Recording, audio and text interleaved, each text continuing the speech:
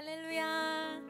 수요 예배 오신 우리 성도님 정말 환영합니다. 며칠 새 날씨가 너무 이렇게 추워졌습니다. 쌀쌀해졌습니다. 하지만 우리는 따뜻하게 이렇게 서로를 보시면서 한번 인사 나누시면 좋겠습니다. 반갑습니다. 축복합니다. 축복합니다. 귀한 자리에 정말 잘 오셨습니다. 오늘은 제일 처음 찬양으로 함께 나누고 싶은 찬양이 있는데요, 새로운 찬양입니다. 내 안에 한계를 넘어라고 하는 찬양인데요, 우리 코로나 시대를 지나면서 우리 안에 생긴 많은 한계들, 주님께서 그 한계들을 뛰어넘어서 우리의 삶 가운데 일하실 줄을 믿습니다. 우리 가사를 잘 보시면서 우리 같이 한번 또 이 찬양 가운데 은혜를 누렸으면 좋겠습니다.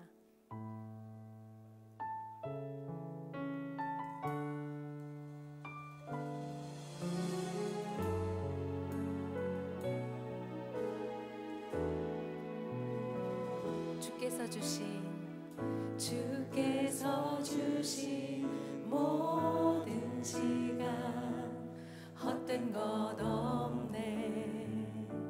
그 어느 것도 주의 뜻 알기 어려워도 이유 있음을 알기 원해.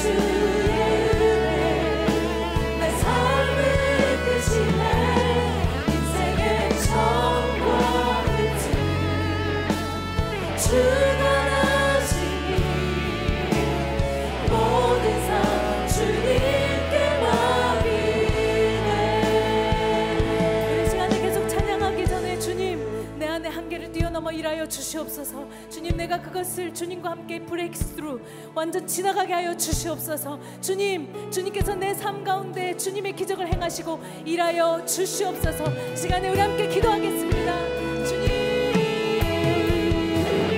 주님 앞에 우리가 간구합니다.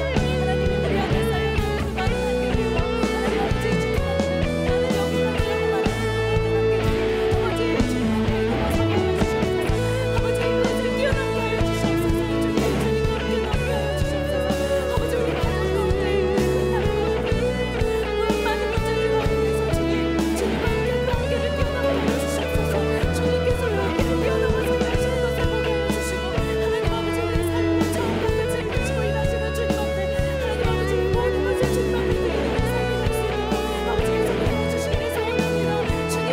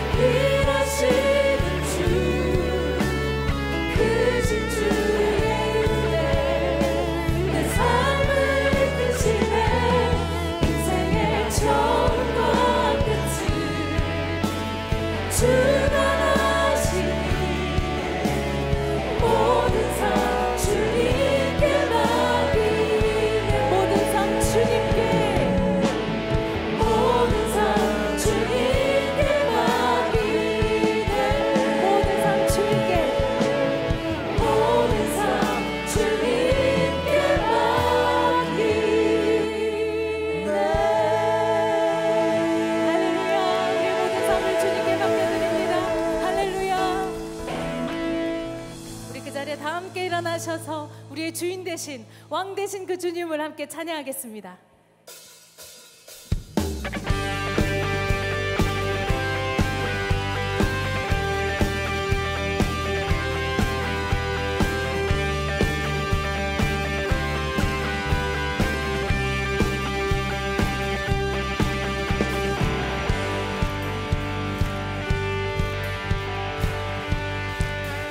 왕 되신 주께 감사하세.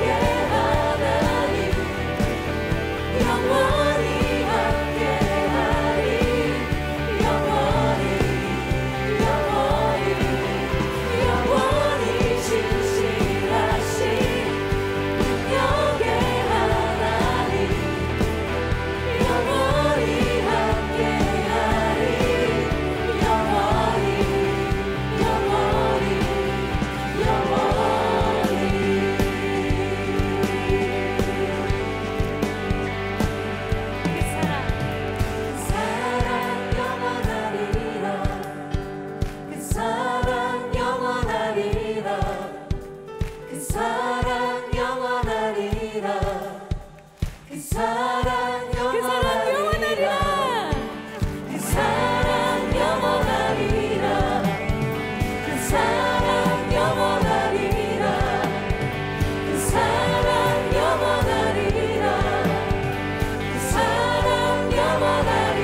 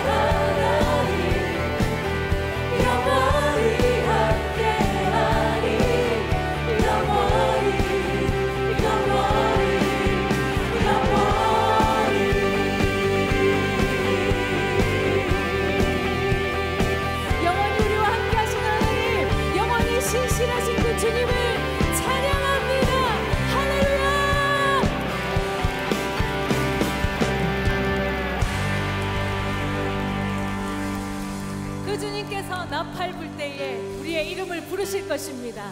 우리 함께 기쁨으로 찬양합시다.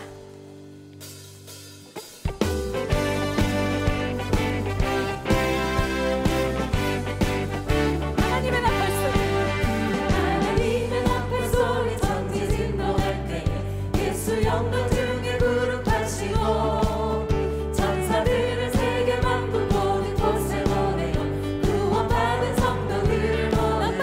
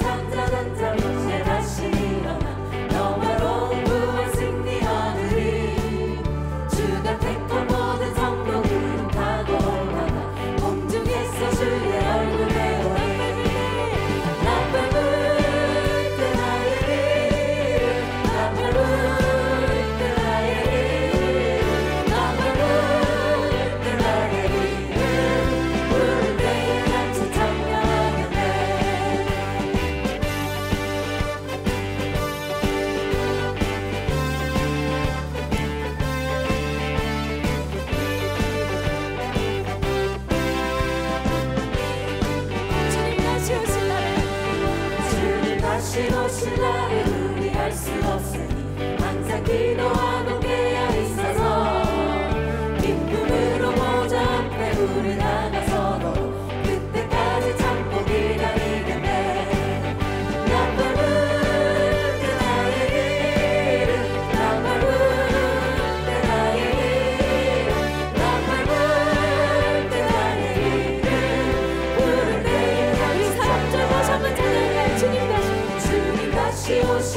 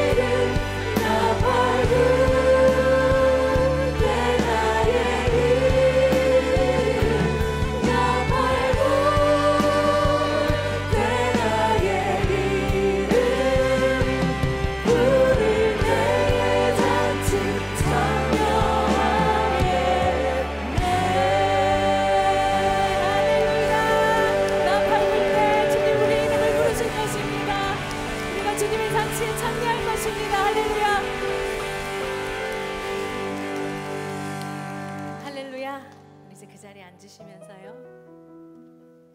우리가 이 땅을 걸어가지만 우리의 시선은 언제나 주님께, 다시 오실 그 주님께 고정하기를 원합니다.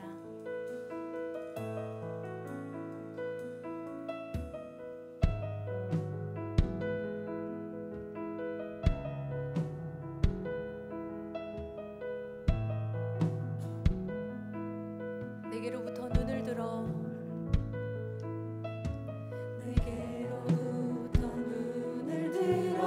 주를 보기 시작할 때 주의 일을 보겠네. 내 작은 마음 돌이키사 하늘에 꿈꾸게 하네.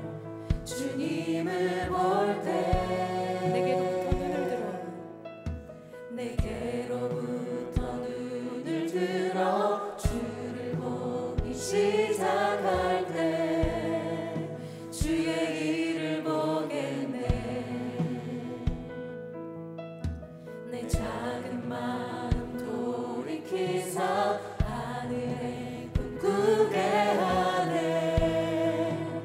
주님을 볼 때 모든 시선을 주님께 드리고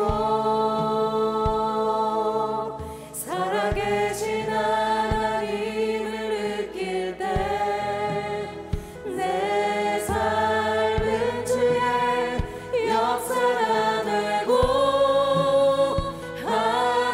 하나님이 일하기 시작하네.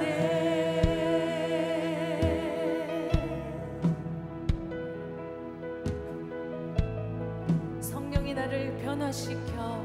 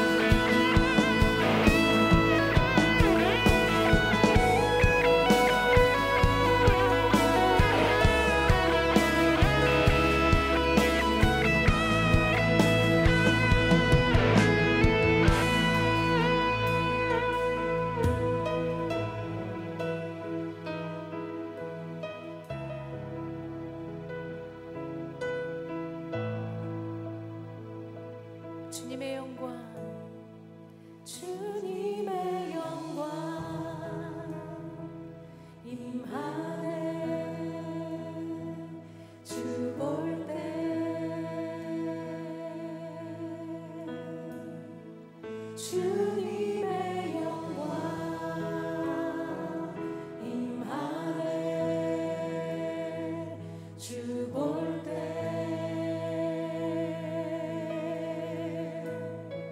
주님의 영광 임하네. 주 볼 때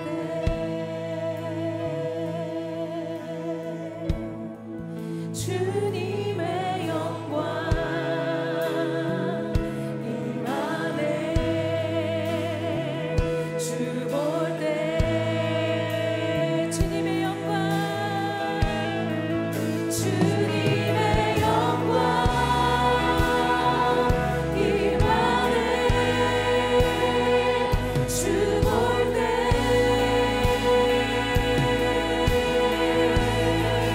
주님의 영광 임하네.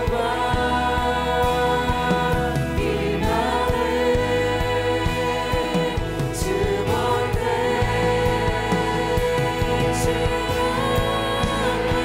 볼 때 주님의 영광 임하네. 주 볼 때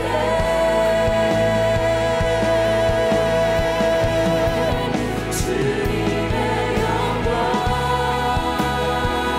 임하네. 주 볼 때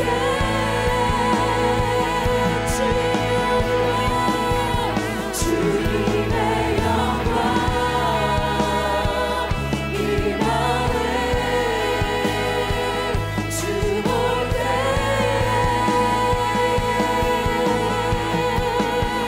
주님의 영광 임하네. 주 볼 때 모든 시선을 주님께 모든 시선을 주님께 드리고 살아계신 하나님을 느낄 때 내 삶은 주의 역사가 되고 하나님이 일하기 시작한 모든 시선을 주님께 드리고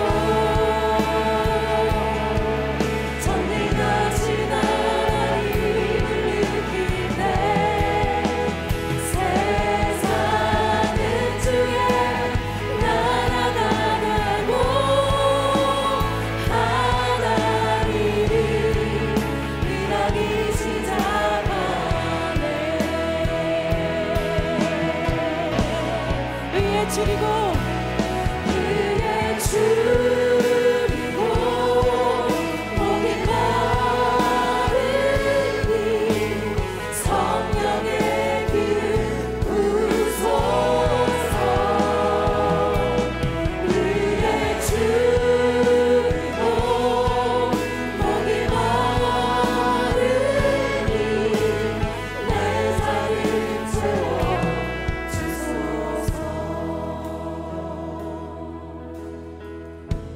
마음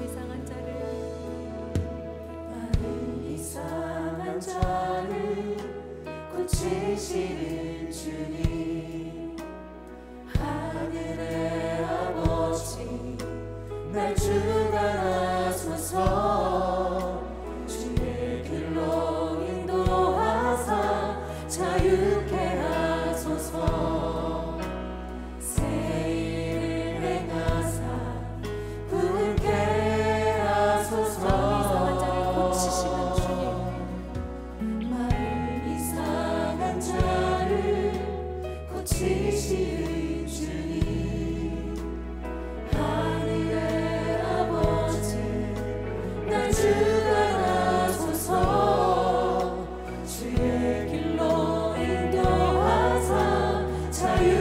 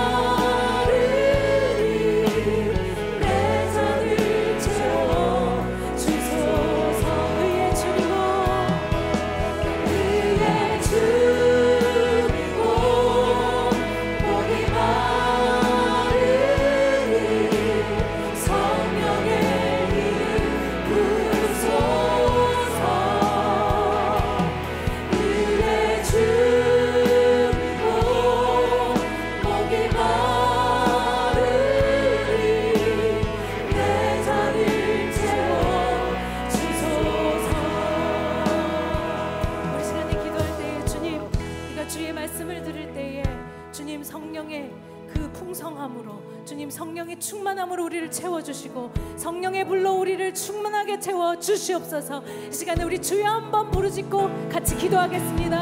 주여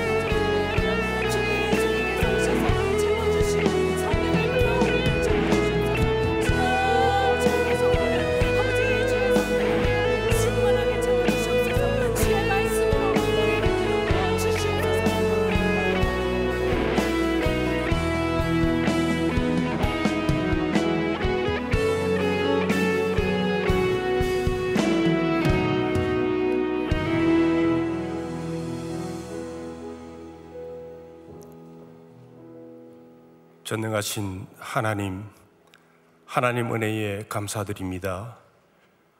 우리를 하나님의 자녀 삼아주시고 예배를 통해 하나님께 영광 돌릴 수 있도록 모이게 하시니 감사를 드립니다. 하나님 아버지, 하나님의 은혜로 값없이 어렵다함을 얻었음에도 불구하고 구원의 은혜에 만족하지 못하고 물질의 욕심과 세상적 가치에 따라 살며 하나님을 마음에 두지 않았던 모든 순간을 이 시간 회개합니다. 용서하여 주시고 이 시간 통하여 우리의 시선이 다시 하나님을 향하고 우리의 중심이 하늘의 가치로 세워질 수 있어서 지나온 우리의 삶의 모든 것이 은혜여서 간증이 있는 우리가 되게 하옵소서. 고치시는 하나님 아버지, 이 나라를 위해 기도합니다. 얼어붙은 남북관계와 정치, 경제, 교육, 문화, 사회 전역에서 어려움에 처한 이 나라를 불쌍히 여겨주시고 먼저 대통령을 비롯한 이정자와 국회가 당리당략을 떠나 하늘의 지혜로 국정을 이끌 수 있게 하시되 하나님을 두려워하는 마음이 있게 하시고 지혜롭고 정직한 자들이 되게 하옵소서.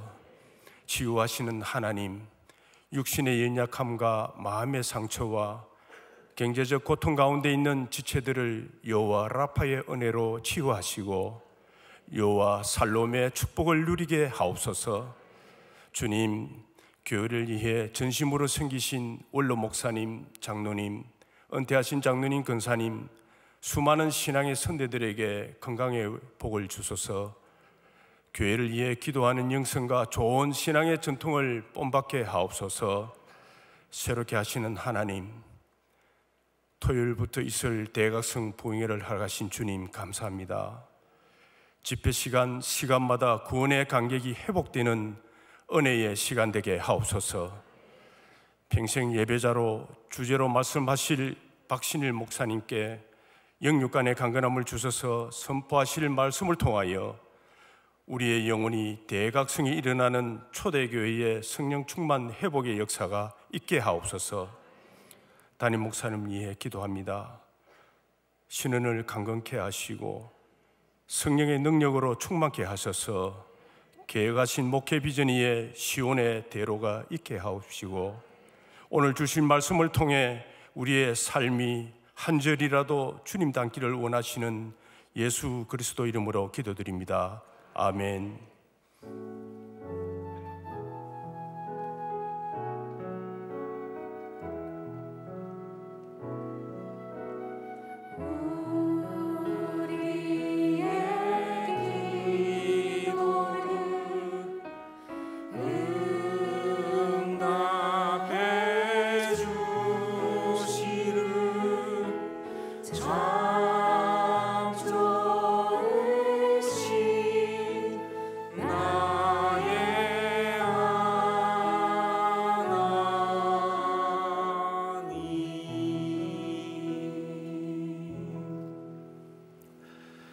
수요예배에 오신 여러분 환영하고 축복합니다. 특별히 대각성 부흥회가 있기 전 수요일, 특별한 날이죠.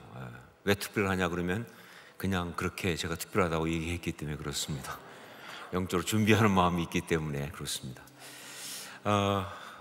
광고를 좀 드리겠습니다. 먼저 말씀드린 것처럼 대각성 부흥회가 평생의 예배자라는 주제로 이번 토요일부터 있습니다. 그래서 토요일 오후 7시, 그리고 주일 예배, 그리고 주일 오후 7시 이렇게 세 번 있는데 정말 아주 놓칠 수 없는 시간들이죠. 승리의 사람, 은혜의 사람, 예배의 사람이라고 하는 그 제목으로 말씀이 선포됩니다. 교육부 돌봄 프로그램 운영한다 하는 것 다시 한번 말씀드리고요. 영화부부터 초등 2부까지죠. 그리고 그다음에 한 가지 더 보여드릴 것은 다락방별 인증샷 이벤트 합니다. 그래서 우리 집회 기간 중에 명지 하단 할 거 없이 딱 정해진 곳에서 딱 다락방별을 찍어서 올리시면 그 추첨을 통해서 음료 쿠폰을 드린다. 뭐 우리가 뭐 쿠폰에 눈이 어두운 사람은 아니지만 그러나 이 귀한 일을 좀 하자 하는 뜻에서 하는 거니까 여러분 열심히 우리 다락방별로 으쌰으쌰 하면서 함께 정말 지금도 기도합니다. 우리 이번 대각성 부흥회 때 우리 모든 성도가 단 한 명도 예외 없이 호산도 성도들 다 참석했으면, 현장이든 영상이든 다 참석하기를 원합니다. 그래서 여러분 하여간 서로 격려하면서 꼭 참석할 수 있도록 해주시고, 또 이따가 우리 기도할 때 같이 또 기도해 주시면 감사하겠습니다. 한 가지만 또 광고 드리는데, 부부 행복학교, 저희 교회 부부 행복학교를 또 열었습니다. 그래서 10월 29일 토요일부터 4주간 토요일 동안 부부 행복학교가 있는데, 정말 그 아주 뛰어난 훌륭한 강사들을 모시고, 정말 이 부부라고 하는 것은 늘 공부하고 늘 훈련받고 하지 않으면 어마어마한 축복인데 그 축복을 누릴 수가 없어요.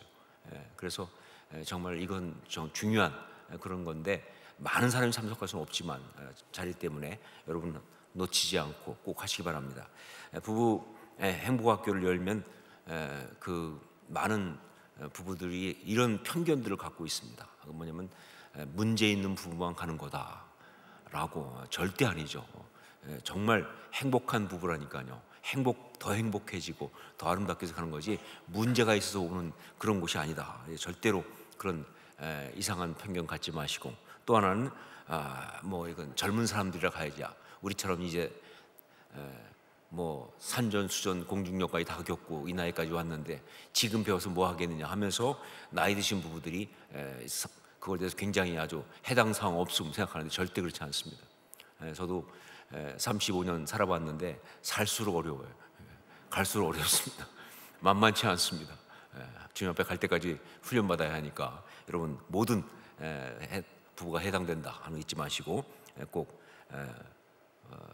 좀 영적 관심을 갖고 신청하시길 부탁드립니다. 말씀을 함께 나누겠습니다. 요한계시록 8장 1절부터 5절까지 말씀입니다. 요한계시록 8장 1절부터 5절까지 말씀 우리 한 절씩 교독하겠습니다. 제가 먼저 1절 말씀 봉독합니다. 일곱째 인을 떼실 때에 하늘이 반 시간쯤 고요하더니 내가 보매 하나님 앞에 일곱 천사가 서 있어 일곱 나팔을 받았더라. 또 다른 천사가 와서 제단 곁에 서서 금향로를 가지고 많은 향을 받았으니 이는 모든 성도의 기도와 합하여 보좌 앞 금제단에 드리고자 함이라. 향연이 성도의 기도와 함께 천사의 손으로부터 하나님 앞으로 올라가는지라. 함께 읽습니다. 천사가 향로를 가지고 제단에 불을 담아다가 땅에 쏟음에 우레와 음성과 번개와 지진이 나더라. 아멘. 요한계시록을 제가 강의 설교하면서 그러면서 몇 번 얘기했습니다. 이건 미래를 말해주는 것이 아니다. 물론 미래를 말합니다. 하지만 요한계시록을 우리에게 주신 것은요, 미래를 말해주는, 앞으로 이런 일이 있을 거야 라는 것을 말해주는 어떤 그 비기도참설, 그런 말씀이 아니고, 이 요한계시록은 종말론적 신앙을 강조하는 그런 말씀이다. 그래서 우리 주제도 성도여 종말론적 신앙으로 삽시다 이렇게 가지 않습니까? 이건 종말론적 신앙을 강조하는 그런 말씀이에요. 그래서 요한계시록을 지금까지도 계속 강의하면서 그랬고 앞으로도 그렇겠지만 앞으로 이런 일이 있을 거야, 언제 이런 일이 있을 거야, 그다음에 무슨 9개 나라가 되고 10개 나라가 되면 주님 오실 거야, 이런 식으로 이렇게 하지 않습니다. 그게 중요하지 않아요. 그것이 아니라 종말론적 신앙이라는 것이 무엇이고 그 신앙을 가지고 우리는 어떻게 살아야 하는지 그 얘기를 집중적으로 말하고, 그게 제일 중요하다. 다시 말합니다. 종말론적 신앙이라는 게 뭐냐, 그리고 우리는 그 신앙을 가지고 어떻게 살아야 하는지, 이게 정말 중요한 것이다. 자, 제가 종말론적 신앙이란 말을 참 많이 하고 있어요. 자, 그런데 여러분 중에 혹시 이런 궁금한 생각이 들 수 있습니다. 목사님이 종말론적 신앙 그러는데 그 종말론적 신앙이 지금 우리의 신앙하고는 뭐가 어떻게 다르냐, 이렇게 궁금할 수 있거든요. 안 궁금해도 어쩔 수가 없어요. 이건 궁금해야 합니다. 그런데 지금 우리 신앙하고 종말론적 신앙은 어떻게 다르냐? 결론적으로 말하면 다를 것이 없다. 사실은 같은 겁니다. 동일한 거예요. 그런데 다만 우리가 지금 보통 신앙생활하는 이 신앙에 비해서 종말론적 신앙 그러면 몇 가지의 특징이 강조가 돼요. 우리 신앙에 다 있는 겁니다. 그렇지만 종말론적 신앙 그러면 그 몇 가지 특징이 강조가 되는데, 그게 무엇인가라고 할 때 여러 가지가 있겠지만 세 가지를 특별히 얘기할 수 있습니다. 첫 번째가 뭐냐? 깨어있음이라고 하죠. 깨어있음. 이걸 강조하는 거예요. 깨어있음. 종말론적 신앙은요, 어떤 그런 시대나 상황이나 현실이나 일상이나 당장 급한 거나 애 키우는 거나 이런 것들에 잡혀서 거기에 길들여져 가지고 그래서 잠자는 것 같은 그런 신앙이 아니고 깨어있는 신앙이다. 이게 종말론적 신앙의 굉장히 중요한 강조점이에요. 깨어있는 신앙이다. 여러분, 정말 우리가 살아가다 보면요, 일상에 취한다니까요. 현실에 잡혀요. 그러다 보면 사실은 잠든 거예요, 영적으로. 그런데 그것이 거기서 깨어나도록 하는 깨어있는 신앙, 그게 바로 종말론적 신앙이에요. 시대의 징조를 보면서 주님의 역사하심, 즉 그 카이로스의 그 시간이 다가오고 있음을 갖다가 알고, 그래서 깨어있는, 잠자지 않고 깨어있는 바로 그 신앙이 종말론적 신앙이다 하는 거예요. 첫 번째 특징은 깨어있음이에요. 자, 두 번째는 긴장됨이라는 거예요. 긴장됨. 요즘 참 사람들 쓰는 말 보면 재밌어요. 요즘 많이 쓰는 그 말 중에 텐션이란 말을 많이 하고요. 요즘 막 텐션이 대세입니다. 그래서 텐션업 이런 얘기 많이 하잖아요. 세상도 알아요. 긴장해야 한다는 것을. 이 긴장이 참 중요한 거예요. 이 종말론적 신앙은요, 느슨하거나 나태하고 무력한 것이 아니라 아주 긴장된 팽팽한 신앙을 말합니다. 원래 신앙은 그래야 하거든요. 정말 어떤 면에서 깨어있음과도 통하지만 정말 그 종말론적 신앙은 이런 느낌이에요. 지금 당장 아무 것이 없어도요, 뭔가 엄청난 일이 지금 다가오고 있는 긴장감. 지금 그냥 볼 때는 그냥 아무것도 아닌 것 같아도 정말 그 치열한 영적 싸움이 사실은 벌어지고 있는, 그게 임박한 어떤 그런 그 긴장감, 이게 있는 게 바로 종말론적 신앙이고요. 그게 진짜 신앙이죠. 여러분, 정말 하나님의 역사, 그것을 갖다가 바라보고 기대하면서 그 임박한 심판과 진노와 그 모든 것에 대해서 팽팽하게 긴장하는, 그게 바로 종말론적 신앙이다. 두 번째가 뭐예요? 긴장감이에요. 자, 그리고 세 번째가 뭐냐? 바로 강력함, 치열함. 이게 또한 종말론적 신앙의 특징이에요. 강력한 것, 아주 치열한 것. 그야말로 전쟁 상황입니다. 죽이느냐 죽느냐의 싸움이에요. 그냥 여유롭게 한가롭게 부드럽게 그냥 널널하게 이렇게 믿는 게 아니고요, 치열하게 믿는 거예요. 사생결단하면서 말이죠, 아주 강력하게 믿는 거예요. 그것이 바로 종말론적 신앙이다 하는 거예요. 그러니까 이 신앙에는 능력이 중요해요. 강력해야 되니까 역사가 중요한 겁니다. 이게 정말 반드시 있어야 되는 것, 이것이 바로 종말론적 신앙이다. 자, 이 세 가지의 종말론적 신앙의 특징, 깨어있음, 긴장감, 그리고 강력함, 치열함, 이 세 가지의 특성, 종말 신앙의 특징 가운데 오늘 말씀에서는 두 번째와 세 번째 것을 다루고 있어요. 자, 먼저 나오는 게 뭐예요? 긴장감이라는 거예요. 긴장감. 우리 1절 말씀을 함께 읽겠습니다. 1절 같이 읽습니다. 일곱째 인을 떼실 때에 하늘이 반 시간쯤 고요하더니, 하늘이 반 시간쯤 고요하더니. 긴장되시죠? 이건 전형적인 긴장감을 얘기하는 표현이에요. 이제 나타날 엄청난 역사를 예고하고 있는데 긴장이에요. 폭풍 전야죠, 그야말로.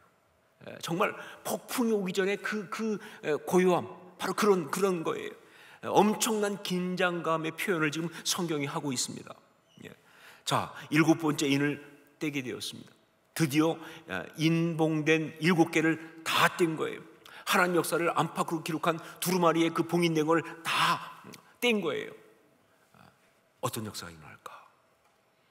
과연 이 역사, 이 세상은 어떻게 되는 것일까? 팽팽한 긴장감이 바로 이 표현 속에 들어가 있는 거예요. 반 시간쯤 고요하던 하늘이, 그런 어떤 그런 느낌을 그대로 보이고 있어요. 자, 그러면 요한 사도한테 왜 우리 주님은 바로 이런 신앙의 어떤 이런 장면을 보여주고 있느냐? 그렇습니다. 이것은 신앙의 긴장감에 대해서 아주 강력하게 강조하고 있는 거예요. 이걸 보여주면서 괜히 한번 드라마틱하게 하려고 하는 것이 아니라 바로 신앙의 긴장감을 강조하기 위해서, 그래서 신앙이 제대로 되려고 한다면 이런 영적인 팽팽한 긴장감 속에 있어야 한다는 것을 말하기 위해서 이 장면을 지금 보여주고 있는 거예요. 그것을 요한 사도는 쓰고 있는 거예요, 지금요. 여러분, 정말 이 시대 신앙인들 보면요, 너무 느슨합니다. 정말 너무나 신앙이 헐렁해요. 너무 널널합니다. 너무 나태해요. 그러니까 신앙에 다이내믹이 없어요. 그냥 해왔던 대로 습관대로 그냥 믿어요.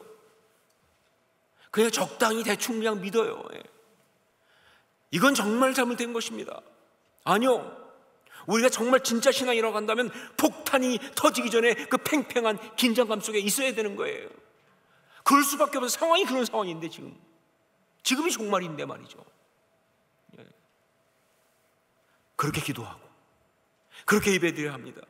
그렇게 말씀을 기다리고 그렇게 하나님 역사를 바라봐야 되는 거예요.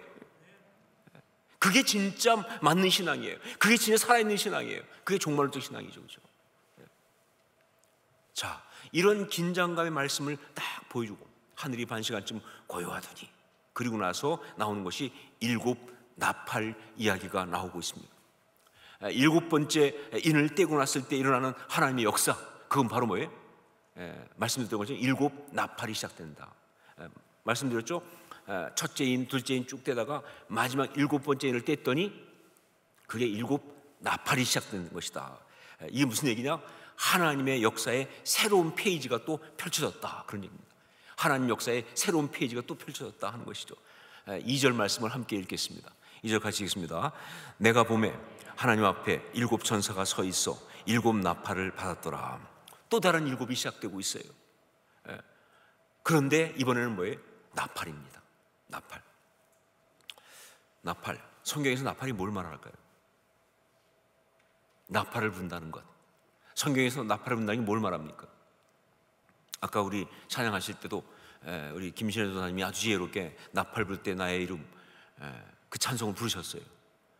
예, 그것도 종말의 나팔이지만 여기 나팔하고는 다른 나팔입니다. 하지만 의미는 비슷하죠. 자, 나팔은 무슨 의미인가? 나팔은 언제나 하나님의 역사가 시작되는 신호였습니다. 그러니까 절기도 나팔을 불면서 시작돼요. 전쟁도 나팔을 불면서 전쟁이 시작됩니다. 그리고 하나님의 군대가 나아가고 멈추고 하는 모든 것도 나팔에 의해서 가능한 거예요. 나팔은요, 하나님의 어떤 역사가 시작되는 신호가 바로 나팔이에요. 그러니까 일곱 천사가 일곱 나팔을 가졌다는 건 뭐냐? 이제 하나님의 역사가 펼쳐진다, 그러니 드디어 펼쳐진다는 거예요. 그 팽팽한 긴장 다음에 이제 하나님의 역사가 펼쳐지는 것이 드디어 보여지기 시작하는 거예요. 이 시간 가운데, 이 세상 가운데, 이 악한 것이 제 마음대로 주무르고 있는 이 역사 가운데 말이죠, 이제 하나님이 당신의 역사를 본격적으로 행하시는 또 다른 페이지가 펼쳐진다는 거예요. 여러분, 우리가 영적으로 신앙생활하는 것이 바로 그런 겁니다. 그냥 똑같은 해가 지나가는 게 아니에요. 2021년 다음에 2022년 가고 2022년, 2023년 가고 그런 거 아니에요. 날마다 우리 앞에 새로운 하나님의 역사의 페이지가 펼쳐지는 거예요. 우린 그 시간을 살아간다는 이 자각이 있어야 돼요. 그냥 어제와 오늘과 내일이 똑같은, 그냥 굴러가는, 그건 정말로 무지한 겁니다. 그렇게 사는 사람은요, 마지막에 죽을 때 이렇게 하고 죽습니다. 벌써?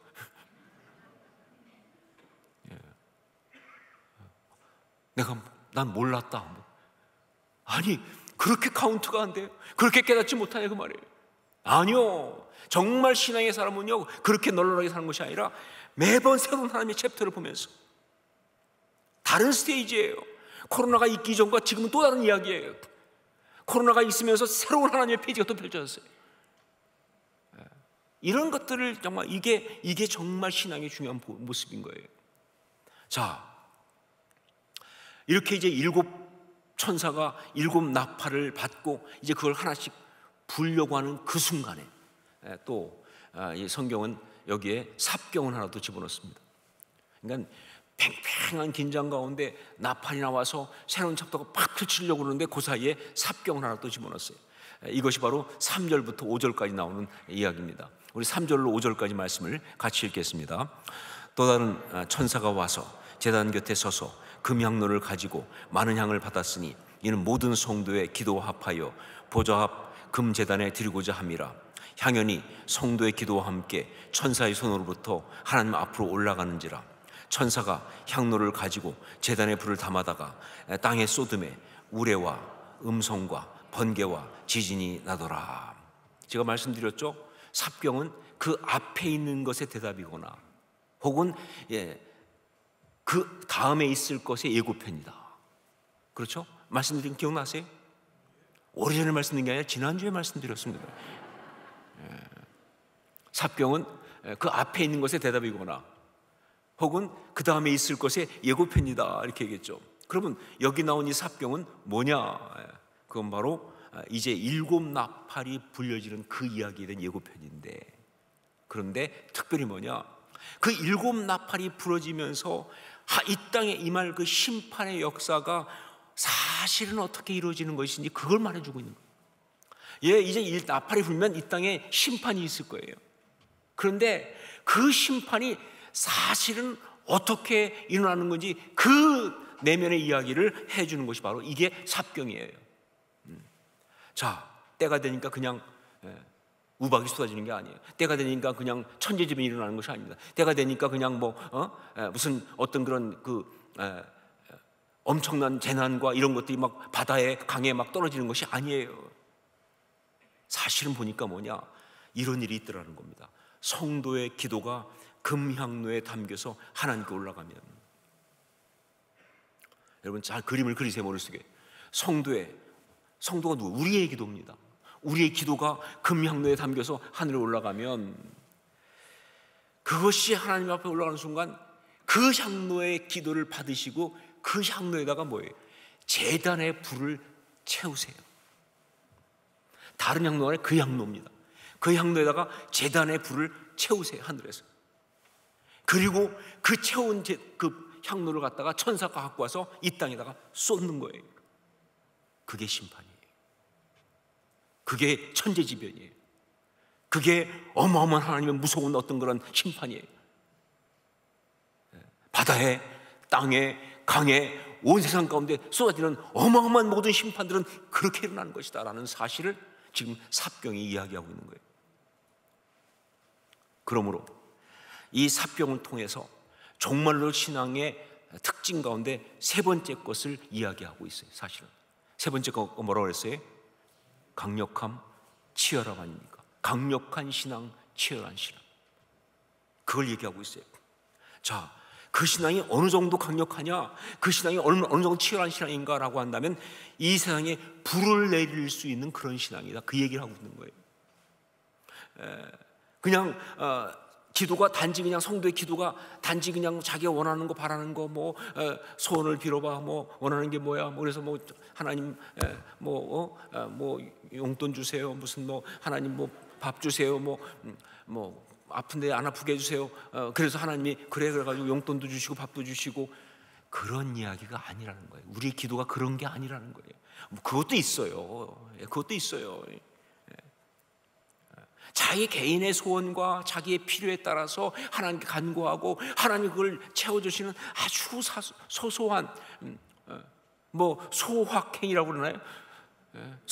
소소하지만 확실한 행복, 그런 정도 차원이 아니라 놀랍게도 사실은 우리의 기도가 역사를 바꾸고 역사를 뒤집는 그런 기도의 신앙이라는 것을 이 얘기가 하고 있는 거예요.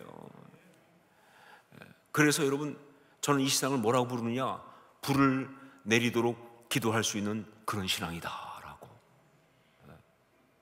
불을 내리도록 기도할 수 있는 그런 신앙.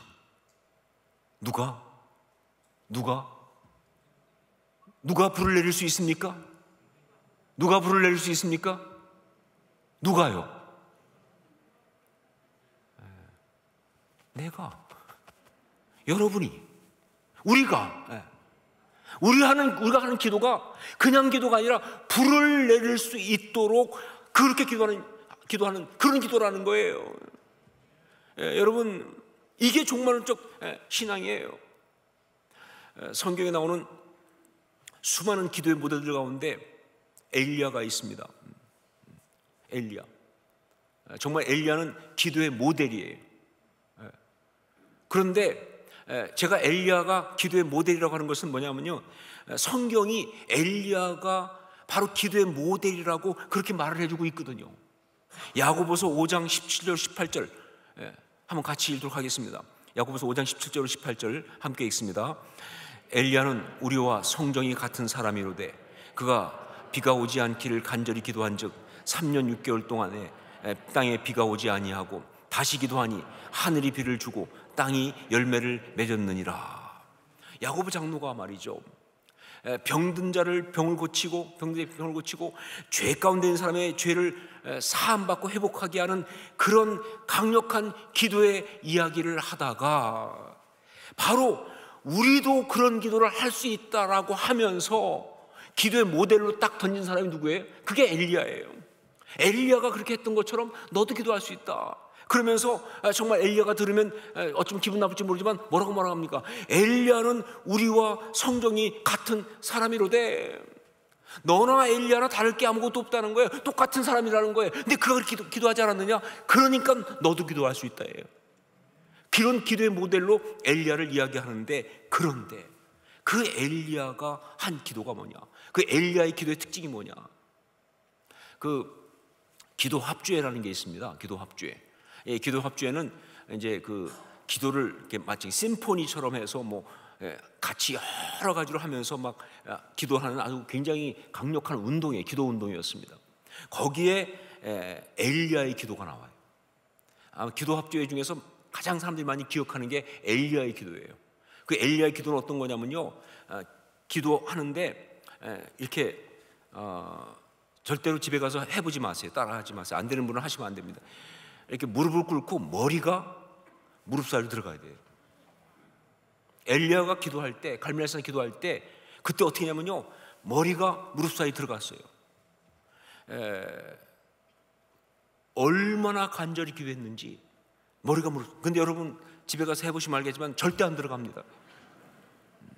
특히 배가 좀 있는 사람은 절대 안 들어가죠.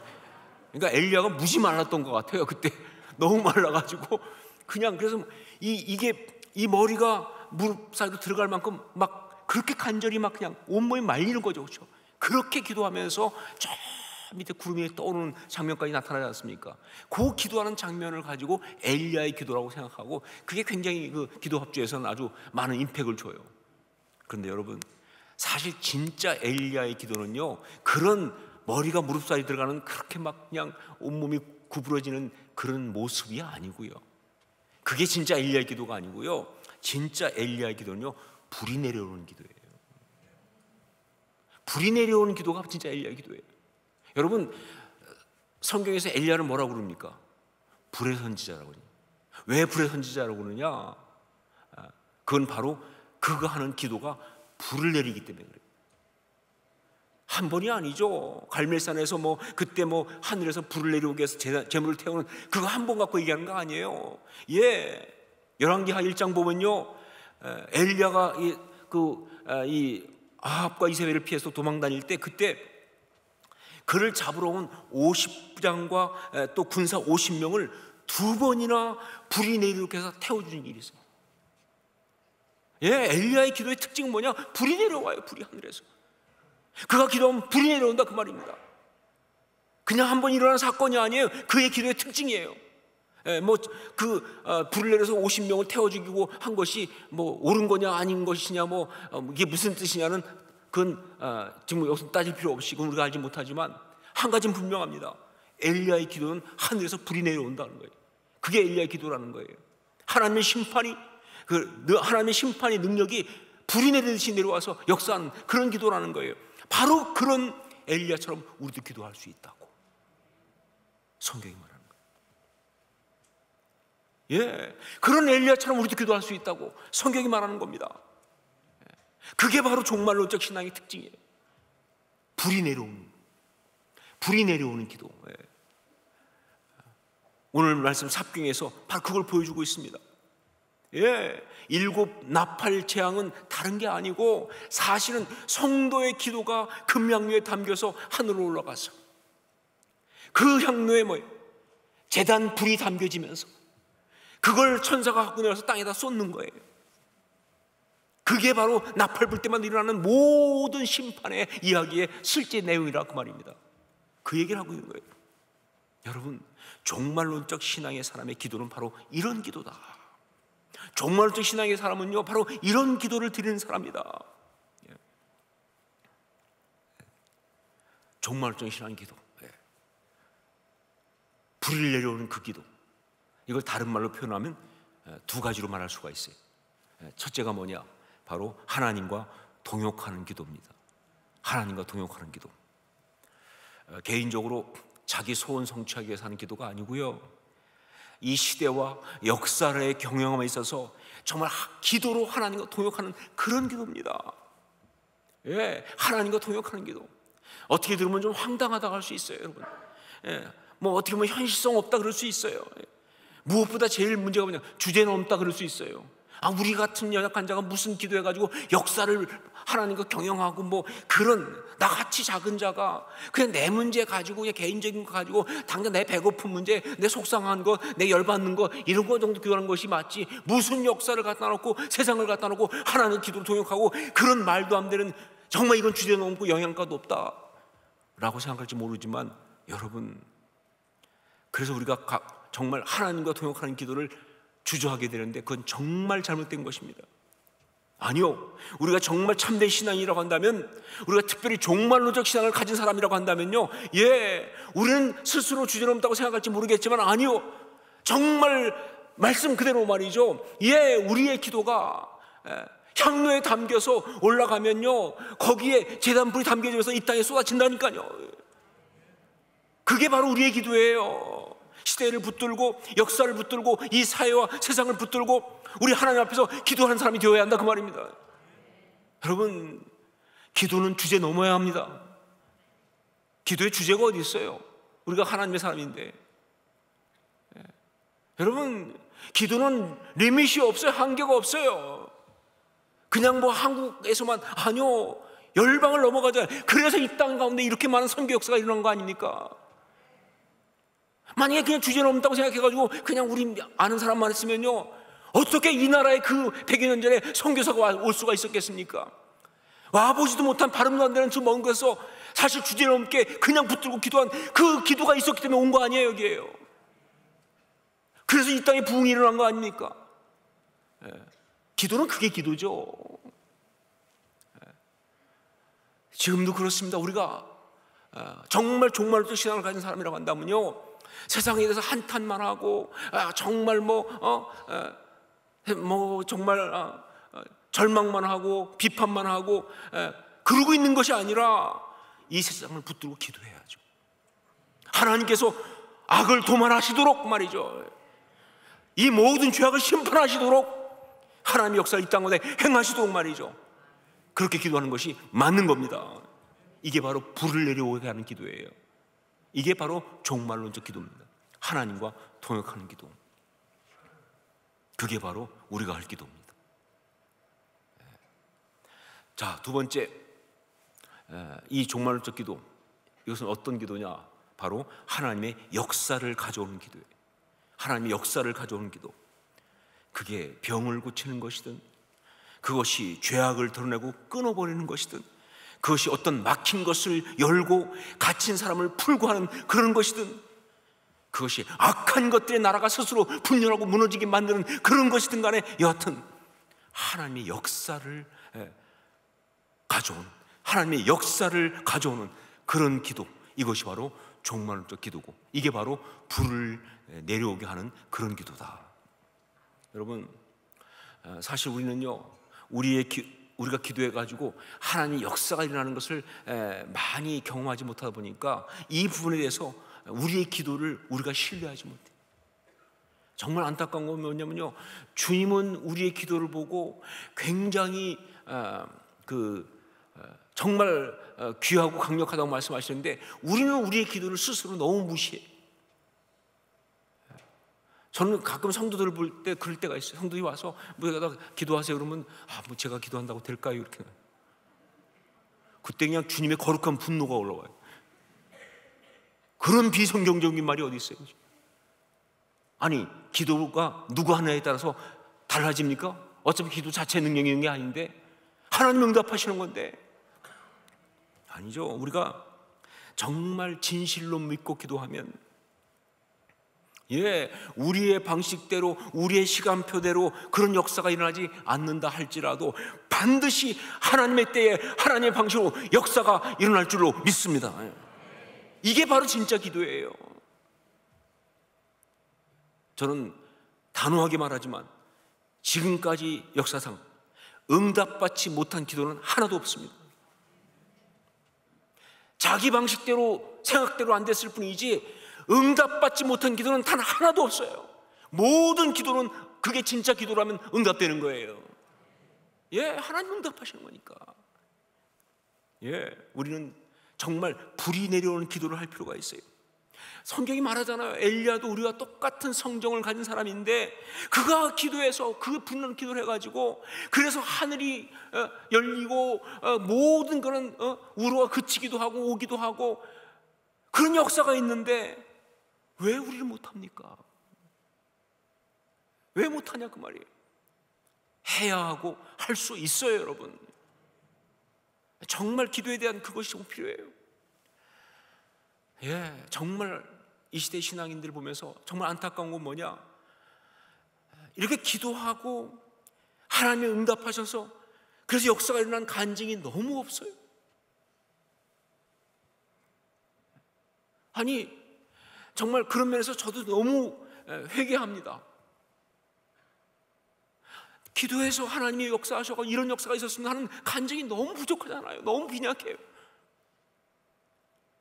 우리 신앙의 선배들은요 그 이야기 시작하면 밤새었어요. 왜? 기도했으니까. 왜 근데 이 시대에 그게 없느냐? 예, 안 하니까. 시도를 안 하니까. 예. 자기 기도를 신뢰하지 않으니까. 자기가 자기 기도를 믿지 못하니까. 그건 결국 기도 안 한다는 뜻이죠. 여러분, 무식하게 기도하면 역사하시는데 너무 따지고 재고 그러니까 아무 일도 아니라는 거예요. 여러분, 그게 우리들의 문제 아니냐 그 말이에요. 아니죠. 정말 원색적인 기도의 영성이 필요합니다. 지금 종말로도 기도는 바로 그거예요. 하늘에서 불이 내리는 그런 기도. 정말 하나님의 역사를 가져오는 그런 기도. 예, 닫힌 문이면 그 문을 여는, 묶인 것이면 풀어내는, 예, 악한 것의 모든 것이면 그를 돌파하는, 모든 상한 것, 무너진 것이라면 다시 세우시는 그런 하나님의 역사가 우리의 기도를 통하여 일어날 줄로 믿습니다. 이 기도가 필요한 거예요. 이게 바로 오늘 말씀 요한계시록 8장 1절로 5절에 나와 있는 중요한 불을 내릴 수 있는 그 기도의 신앙이에요. 종말적 신앙 아주 긴장되고 그리고 아주 다이내믹하고 강력한 신앙입니다. 무엇보다 기도에 있어서 그런 강력함이 있는 기도예요. 예, 정말 오늘 이 말씀은요 삽경을 통해서 기가 막힌 그림을 그리고 있어요. 다시 말합니다. 우리의 기도가 금향로에 담겨서 올라가고 그 향로에 하나님이 하늘 제단의 불을 담고 그걸 천사가 들고 와 다시 이 땅의 죄악에 쏟아붓는 거예요. 우리 주변에 있는 모든 악함이 또 붙는 거예요. 모든 막힌 곳에 붙는 거예요. 하나님의 역사가 시작된다 그 말입니다. 예. 그렇게 기도할 수 있다는 것 기억하시고 정말 담대하게 서서 그런 기도하실 수 있기를 주의 이름으로 축원합니다. 그런 신앙으로 살아갈 수 있기를 주의 이름으로 축원합니다. 우리 하나님과 동역하는 기도를 하십시다. 이 시대와 이 나라 한국교회를 붙들고 하나님과 동역하는 기도를 드리도록 하겠습니다. 시대의 죄악과 그 배후의 악한 세력들을 꾸짖으면서 그것들을 심판하시도록 하나님께 간구하는 불을 내리는 기도를 드리기 원합니다. 여기까지는 저의 가이드라인이에요. 구체적인 기도는 성령 안에서 여러분이 하십시오. 하나님께 동역하는 기도를 이 시간 정말 주님 앞에 우리 기도할 때 손을 들고 기도했으면 좋겠어요. 하나님과 동역하는 기도이기 때문에 정말 기도하면서 이 시대를 붙들고 주여 역사하옵소서, 주여 역사하옵소서, 주여 역사하옵소서. 우리 세 번 외치고 함께 기도하겠습니다. 주여 역사하옵소서, 주여 역사하옵소서, 주여 역사하옵소서. 아버지 하나님, 이 시대를 붙들고 기도합니다. 정말 하나님과 동역합니다. 인도하옵소서, 역사하옵소서. 아버지 하나님, 정말 이 시대가 정말 하나님 아버지 주시옵소서. 악함을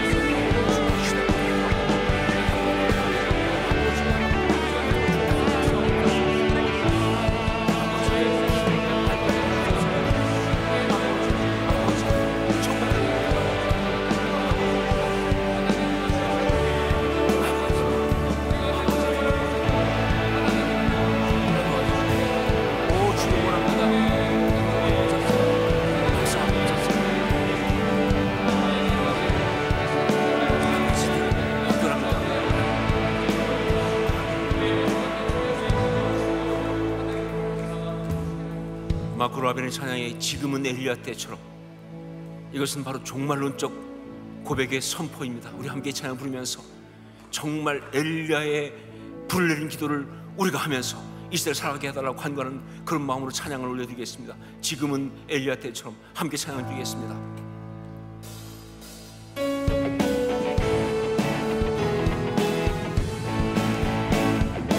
지금은 엘리야 때처럼 주 말씀이 선포되고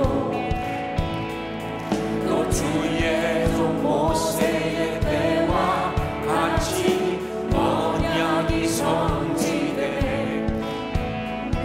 비록 전쟁과 기근과 핍박 환난 날이 다가와도 우리는 광야에 외치는 소리 주의 길 예비하 몰아주니 구를 타시고 나팔 불 때에 다시 오시네.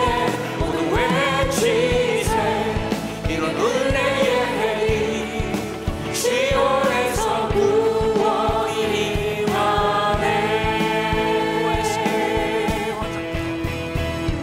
또 에스겔의 환상처럼 많은 뼈가 살아나며 또 주의 종 다윗의 때와 같이 이 예배가 회복되네. 추수할 때가 이르러 들판은 이어졌네. 우리는 추수할 일꾼 되어 주 말씀을 선포하니 몰아주니 구름 타시고 나팔 불 때에 다시 오시네. 모두 외치세 이는 은혜의 해리 시온에서 구원이 임하네. 몰아주니 구름 타시고 나팔 불 때에 다시 오시네. 모두 외치세 이는 은혜의 해리 시온에서 구원이 임하네.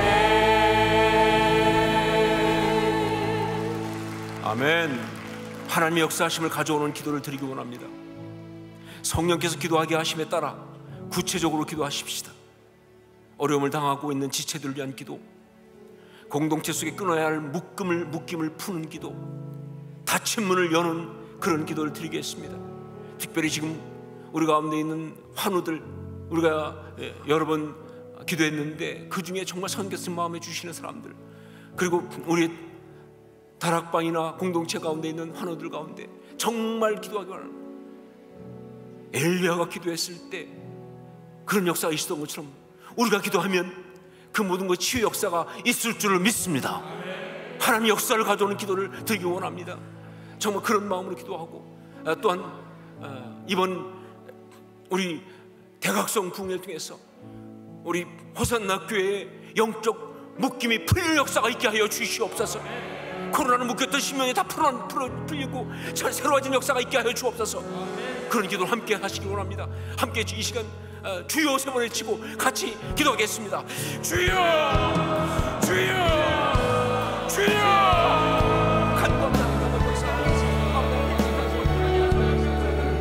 정말 주의 역사를 하나님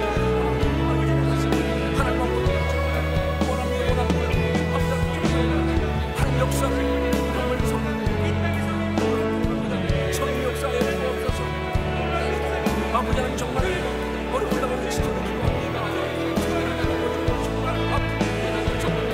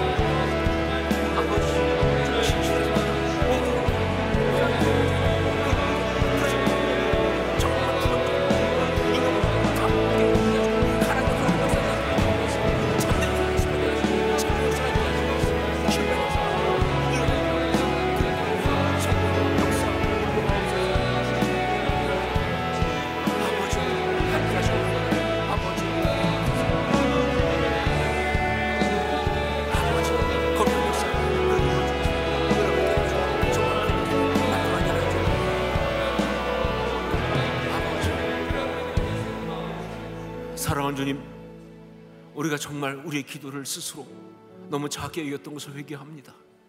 하나님과 동역하는 기도 드리기 원합니다. 하나님의 역사를 불러오는 기도 드리기 원합니다. 우리 기도 통해 그런 역사들이 나타나게 하여 주옵소서.